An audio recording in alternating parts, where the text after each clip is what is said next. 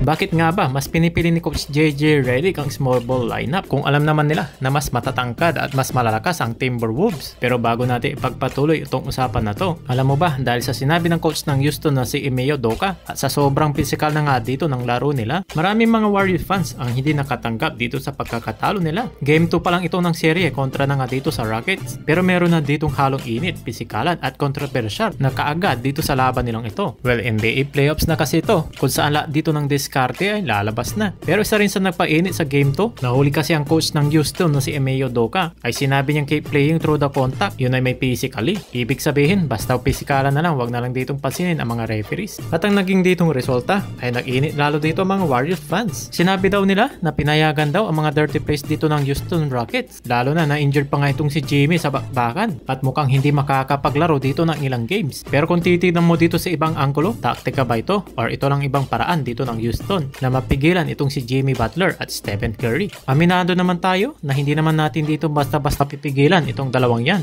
Kung sa normal lang na klaseng depensahan lang, isang siguradong bagay lang ang pwede ditong isang mangyari. Mas lalong mag-iinit ang game 3 lalo na pagdating sa pisikalan. Pero dito naman sa interview ni Coach Steve Kerr ay hindi naman daw sinasadya dito ni Amen Thompson. Kumbaga ay pinapalabas dito na meron lang siya ditong in the wrong place at in the wrong time. At ito naman si Draymond Green ay actually hindi niya raw dito nakita ang buong pangyayari, lalo na nga nung pagkabagsak dito ni Jimmy Butler. Ang ginagawa lang daw niya, he was just trying to box out lang itong si Amen Thompson. At talagang malaking adjustment daw ito sa Warriors kung hindi daw siya makakapaglaro. Pero sa tingin niya daw itong si Jimmy Butler, he can still playing. And hopefully dito sa kalam home court ay makakapaglaro itong si Butler. Pero ang sinabi naman dito ni Stephen Curry, kung mawawala daw itong si Jimmy Butler, ay he will carry nga daw for the next game para sa Golden State Warriors. At kung sakali ay hindi absent itong kanyang star teammate. Kung kayo bang tatanungin, sa tingin nyo ba intentional ba ito or hindi? Paki-comment section nga lang dito sa baba. Well anyways, kung bakit nga ba dito mas pinipili ni Coach JJ Redick ang small ball lineup kung alam naman nila na mas matatangkad at mas mabibilis itong mga Timberwolves kahit na tinalo sila sa game 1 at hindi na nag-adjust dito sa game 2. Kahit nung nakita natin ng game 1, nahirapan silang pigilan ng bilis, physicality at offense ng Timberwolves. Lalo na dito sa 3 kaya hindi gaano nagamit itong si Jackson Hayes. Tapos kayang-kaya pa dito ni Anthony Edwards itong si Luka sa isolation. Kaya ganun na lang ang nilamang dito ng Wolves. Pero ang sinabi lang dito ni LeBron James ay nagulat lang itong Lakers team sa ginawa ditong physicality ng Timberwolves itong game 1. Kaya para kay LeBron, hindi pa ready ang Lakers sana nun. Ay kumbaga, nagwa-warm up pa lang dito sa physicality. Kaya pagdating dito ng game 2 ay biglang binaliktad ang serye. Biglang itong naman ang Timberwolves ang nagulat kahit wala naman masyadong adjustment na ginawa dito ang Lakers. At gigil na gigil sila makabawi dito sa Timberwolves. At napatunayan yan na hindi sila dito basta-basta na team. Kaya nung game 1, nung sinerte dito ang Timberwolves ay hindi na dito nagawa nung game 2. At malalaman natin dito sa game 3 kung gagana pa ba ulit itong small ball lineup ni Coach JJ Redick. Dahil tabla itong serye na ito, kailangan na ba dito mag-adjust ni Redick dito sa game 3?